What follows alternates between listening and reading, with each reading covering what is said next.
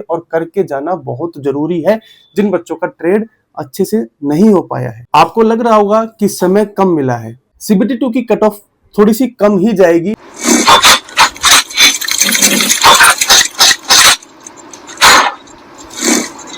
Hello दोस्तों, नमस्कार, स्वागत है आपका अपने चैनल एएलपी रवि चौहान में। आज इस वीडियो के अंदर बात करेंगे एएलपी सीबीटी 2 जो कि 19 और 20 मार्च को होने वाला है। मात्र 4-5 दिन बचे हैं।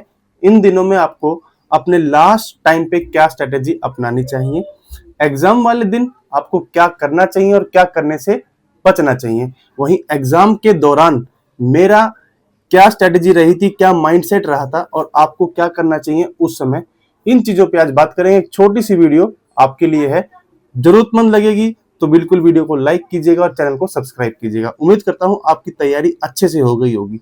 पर अभी आपको फोकस कहां पर करना चाहिए? सबसे पहले बेसिक साइंस और इंजीनियरिंग जितना भी आपने पढ़ लिया है और जितना बच गया है उसको धीरे धीरे पढ़ते रहिए। 4-5 दिन में सिलेबस कवर करना है। वहीं ये 11 चैप्टर आपको आज से ही डिसाइड करना है कि मैं 2 या 3 चैप्टर रोज रात को रिवाइज करके चलूंगा। साथ ही जो न्यूमेरिकल पार्ट्स के फॉर्मूले रहने वाले हैं उनका आपको नोट्स बनाने हैं। याद रखिएगा, अभी तक भी नहीं बनाए तो रिवीजन में जो जो फॉर्मूले इस्तेमाल हो रहे हैं, जैसे कि हाइट का है, पोटेंशियल एनर्जी का है, इलेक्ट्रिकल एनर्जी का है, काइनेटिक एनर्जी का है, उसके नोट्स बना के रखिएगा।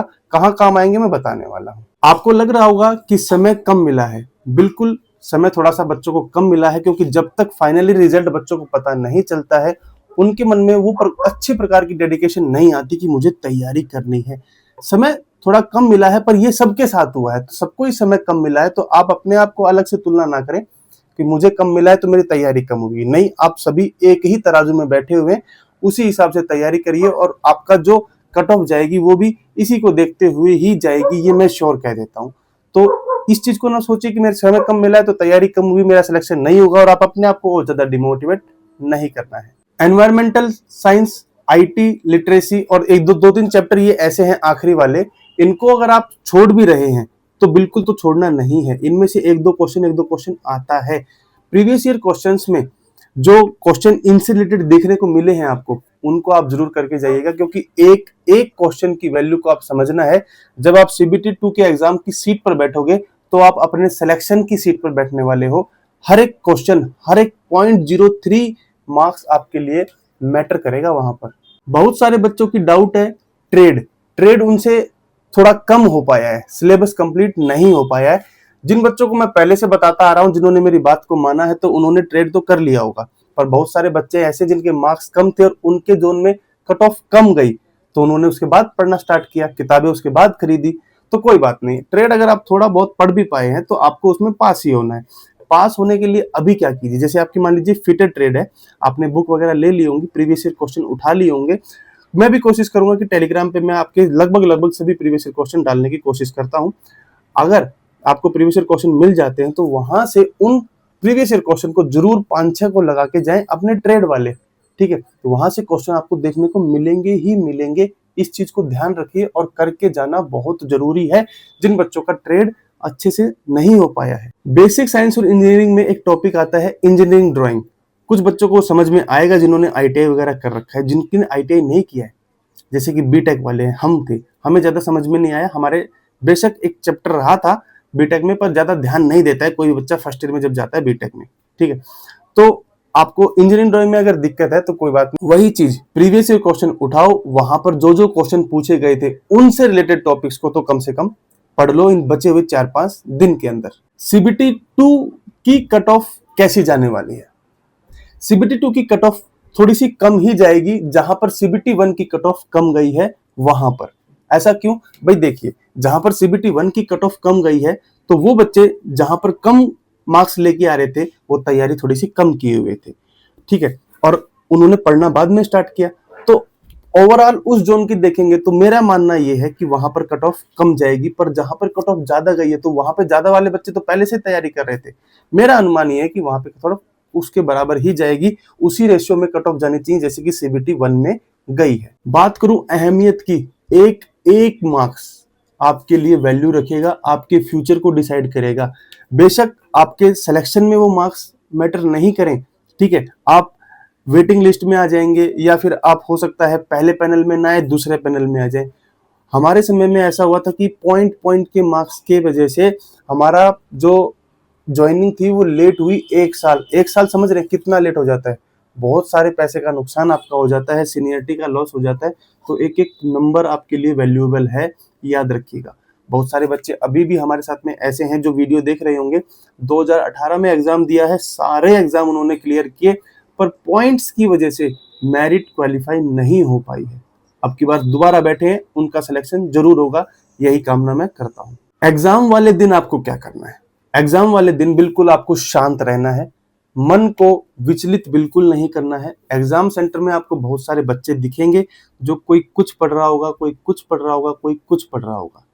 उनको देख के आपको ये नहीं सोचना है कि मैंने तो ये पढ़ा ही नहीं है, मेरा सिलेक्शन नहीं होगा, यूपीएससी लेवल का एग्जाम नहीं आने वाला है। जैसे सीबीटी 1 का एग्जाम आया था, वैसे ही रीजनिंग और मैथ आपकी आएगी।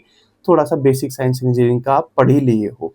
हाँ, आपको पढ़ना कब है? जब आप सफर कर रहे होंगे, उस दौरान आपके पास में जो जो नोट्स हैं, जो मैंने बताया बेसिक साइंस और इंजीनियरिंग के न्यूमेरिकल वाले जो क्वेश्चंस हैं, या जो भी आपके पास में न्यूमेरिकल नोट्स हैं, उनको आप रिवाइज कर लीजिए। जितना भी आप रिवाइज कर सकते हैं उतना कीजिएगा, और फिर उन किताबों को राम राम बोलकर साइड में रख दीजिएगा। और फिर आपको कुछ नहीं पढ़ना है, गाने सुनिए, मौज मस्ती कीजिए, अपने माँ बाप से बात कीजिए, उनका आशीर्वाद लीजिए, और एग्जाम सेंटर की तरफ रवाना हो जाइए। बस एग्जाम टाइम में क्या करना है आपको? जब आपका एग्जाम होने वाला है, सबसे पहले एग्जाम सेंटर पर 1-2 घंटा पहले ही पहुंचेगा, क्योंकि उससे फिर आपकी जो हार्ट बीट्स हैं वो रेज नहीं होंगी। आपके साथ में अगर कोई गार्जियन है तो उनको अपना सारा साजो सामान वहां पे सबमिट करा के जाइए, ताकि आपको वहां अंदर जाने के बाद भगदड़ का हिस्सा ना बनना पड़े। अपने एडमिट कार्ड और अपने आईडी प्रूफ साथ लेके जाइएगा, नहीं तो फिर वो भागदौड़ होगी, फिर आप वापस आएंगे तो उसमें आपका जो माइंड सेट है एग्जाम के लिए वो थोड़ा सा डाइवर्ट होने की संभावनाएं रहती हैं। दूसरी चीज, सबसे पहले अपने जो बायोमेट्रिक्स है उनको सक्सेसफुली कंप्लीट करने के बाद में, याद रखिएगा ये जो बायोमेट्रिक आपका सीबीटी 1 में होगा, सीबीटी 2 में होगा, साइको के अंदर होगा, ये सभी मैच होने वाले हैं। तो जिस तरह से आप अंगूठा लगा रहे हैं सभी में, उसी तरह से लगाइएगा। मेरे साथ दिक्कत आई थी, मैं बताऊंगा कभी फिर बैठेंगे तब। तो बायोमेट्रिक कंप्लीट करने के बाद अपने सिस्टम पे पोर्टल पर जाके बैठ जाइए, और देखिएगा कि आपका जो सिस्टम है वो प्रॉपरली वर्क कर रहा है ना, कोई वायर वगैरह इधर उधर से टूटा फूटा तो नहीं है। कई बार सीबीटी 1 में देखा गया है कि बच्चों को इसकी दिक्कत आई, ठीक है, उनका सिस्टम बंद हो गया बीच में, और 10 मिनट के बाद वो चला या फिर दूसरे सिस्टम पे बिठाया गया, तो वो उनका टाइम लॉस हुआ और किसी का कोई लॉस नहीं हुआ। तो आपका सिस्टम प्रॉपरली वर्क कर रहा है, माउस प्रॉपरली वर्क कर रहा है, ये चीजें आपको देखनी है, और ज्यादा उनके साथ में छेड़छाड़ नहीं करनी है। करना क्या है, आसपास में जो दोस्त बैठे हैं उनसे बात कर सकते हैं, ठीक है, जब तक इन्विजिलेटर आपको एग्जाम शीट्स वगैरह या टाइम बाउंड ना कर दे। उनसे बात करने से होगा क्या, आपका जो है माइंड विचलित था, जो आपका स्ट्रेस था वो रिलीज होगा, ठीक है। बात कीजिए, थोड़ा बहुत आपको अच्छा लगेगा। रफ पेज और रफ पेन आपको मिलेगा वहां पर, उसका कैसे यूज करना है आपको, उसमें देखिए सबसे ऊपर एक लाइन खींच लीजिएगा। वहां पर आपको उस लाइन के अंदर कुछ नहीं लिखना है। जब जब जो जो क्वेश्चन आपको ना आए पेपर में, और आपको लगता है कि ये क्वेश्चन मैं निकाल सकता हूं, इसका 50-50 आंसर मुझे पता है, उन क्वेश्चंस को पेन से मार्क करके ऊपर लिख लीजिएगा। उसका फायदा क्या होगा, वैसे तो आपको ऑप्शन मिलता है सीबीटी के अंदर भी, पर वहां पर आपको जाके देखना पड़ेगा। आखिरी के समय में जब आप पूरे 1 से लेके 100 तक गो थ्रू हो जाएंगे क्वेश्चंस में, तब आपको इन क्वेश्चंस को निकालना है कि भाई ये क्वेश्चन में मुझे डाउट थी, मुझे आते थे, पर वहां पे समय उस समय ज्यादा लग रहा था, अब मैं इनको निपटाऊंगा। फिर इन क्वेश्चंस को उठाइएगा, मैंने ऐसा किया था, ये मेरा एक्सपीरियंस है। इन क्वेश्चंस को उठाइएगा और फिर टिक कीजिए, सॉल्व करते जाइए। आपके पास में समय है तो आप ऐसा कर सकते हैं, ठीक है।